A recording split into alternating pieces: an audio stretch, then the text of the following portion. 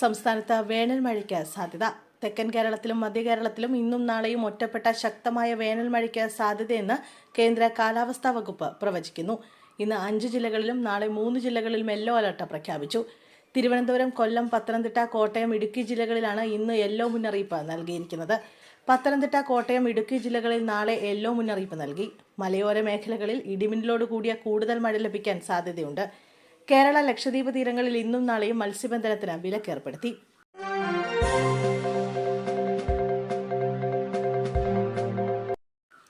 ശബരിമല സ്വർണ്ണക്കൊള്ള കേസിൽ തന്ത്രി കണ്ഠരര് രാജീവരർക്കും എൻ വാസുവിനും ഇ ഡി സമൻസ്. ശബരിമല സ്വർണ്ണക്കൊള്ള കേസിൽ തന്ത്രി കണ്ഠരര് രാജീവരർക്കും ദേവസ്വം ബോർഡ് മുൻ കമ്മീഷണർ എൻ വാസുവിനും സമൻസ് നോട്ടീസ് അയച്ച എൻഫോഴ്സ്മെന്റ് ഡയറക്ടറേറ്റ് മാർച്ച് ആദ്യവാരം ചോദ്യം ചെയ്യലിന് ഹാജരാകാനാണ് ആവശ്യപ്പെട്ടിരിക്കുന്നത്. ശബരിമല സ്വർണ്ണക്കൊള്ളയുമായി ബന്ധപ്പെട്ട SIT അന്വേഷിക്കുന്ന കേസിൽ ഇരുവർക്കും ജാമ്യം ലഭിച്ചിരുന്നു. പിന്നാലെയാണ് ഇപ്പോൾ ഇ ഡിയുടെ സമൻസ് വന്നിരിക്കുന്നത്.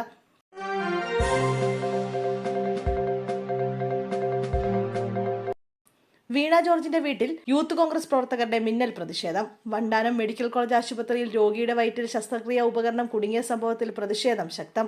ആരോഗ്യവകുപ്പ് മന്ത്രി വീണ ജോർജിന്റെ വീട്ടിലേക്ക് യൂത്ത് കോൺഗ്രസ് പ്രവർത്തകർ പ്രതിഷേധ മാർച്ച് നടത്തി. ഗേറ്റ് തള്ളി തുറന്ന് അകത്തേക്ക് ഇരച്ചു കയറിയ പ്രവർത്തകർ വീടിന്റെ വാതിലിന് മുന്നിൽ റീത്ത് വെച്ചു.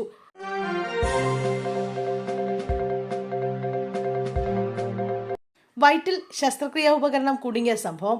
മുൻ വകുപ്പ് മേധാവി ഡോക്ടർ ലളിതാംബികയ്ക്കെതിരെ കേസെടുത്തു. ആലപ്പുഴ വണ്ടാനം മെഡിക്കൽ കോളേജ് ആശുപത്രിയിലെ രോഗിയുടെ വയറ്റിൽ ശസ്ത്രക്രിയയ്ക്കിടെ കത്രിക കുടുങ്ങിയ സംഭവത്തിൽ കേസെടുത്ത പോലീസ്. വകുപ്പ് മേധാവി ഡോക്ടർ ലളിതാംബികയെ മാത്രം പ്രതി ചേർത്താണ് പോലീസ് കേസെടുത്തിരിക്കുന്നത്.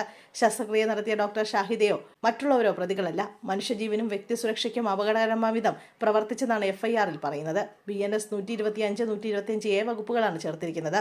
ഉഷ ജോസഫിന്റെ ബന്ധു നൽകിയ പരാതിയിലാണ് അമ്പലപ്പുഴ പോലീസ് കേസെടുത്തത്. കൂടുതൽ പേരെ പ്രതി ചേർത്തേക്കും.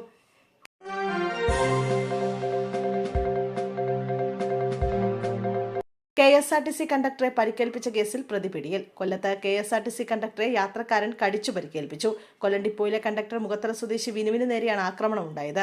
കണ്ടക്ടറുടെ പരാതിയിൽ പ്രതി ഇരവിപുരം സ്വദേശി അരുണിനെ കുണ്ട്ര പോലീസ് കസ്റ്റഡിയിലെടുത്തു. കൊല്ലം മധുര ഫാസ്റ്റ് പാസഞ്ചർ ബസ്സിലാണ് സംഭവം നടന്നത്.